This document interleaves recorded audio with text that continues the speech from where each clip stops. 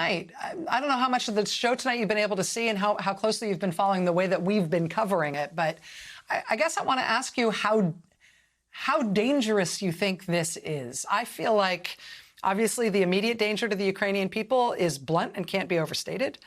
I feel like the threat of Russia taking over Ukraine and pushing Russian troops right up against NATO's borders is a very, very dangerous thing. I think that President Putin is acting like a rogue state leader while talking about his nuclear weapons all the time. And that's a whole new kind of danger that I feel is very Dr. Strangelove to me. How do you assess the sort of overall dangerousness here? And it's basically how scared you think we ought to be.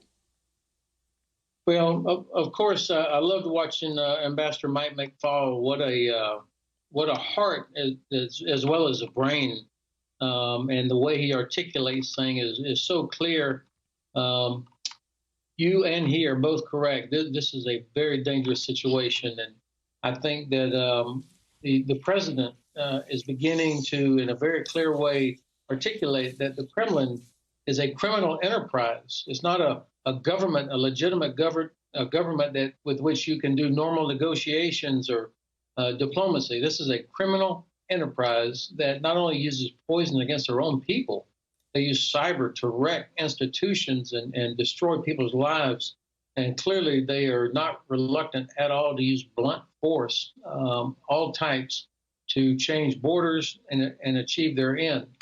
The fact that Russia has used nuclear weapons scenarios in all of their exercises. Every big exercise concludes with a nuclear strike. And this is done, of course, not only to maintain proficiency, but it's also done to make sure that all of us are aware that they have nuclear weapons and that they are prepared to use them. That's a very serious situation, especially with a guy who does not act in what we would consider a rational way.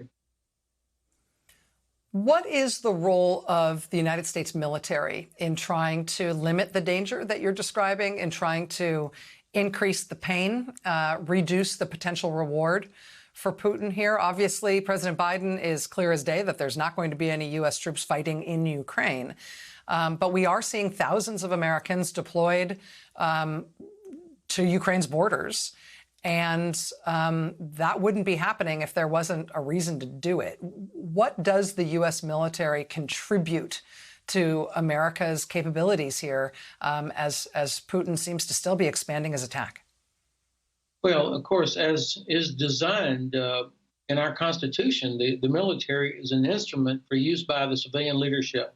And so, frankly, I have to say, as an old retired guy, I'm very proud of how quickly U.S. Army Europe, U.S. European Command, our great Air Force, how everybody has reacted and responded to move capabilities around, to put them in place in time to give our political leaders some options, and also to signal to the Kremlin that this is not some exercise. This is not an academic thing. This is for real, and we are prepared. And that's the essential nature of deterrence.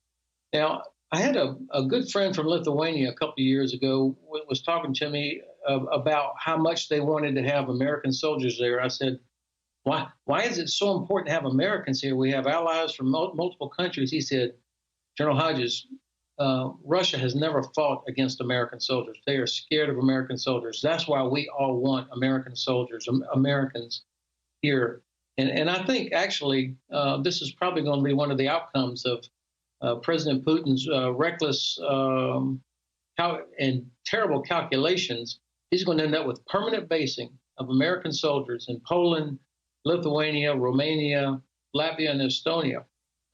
Instead of rotational, he's going to have permanent on his doorstep because all of these countries know what it's like. And we all recognize now what the Kremlin is up to and what Putin is willing to do.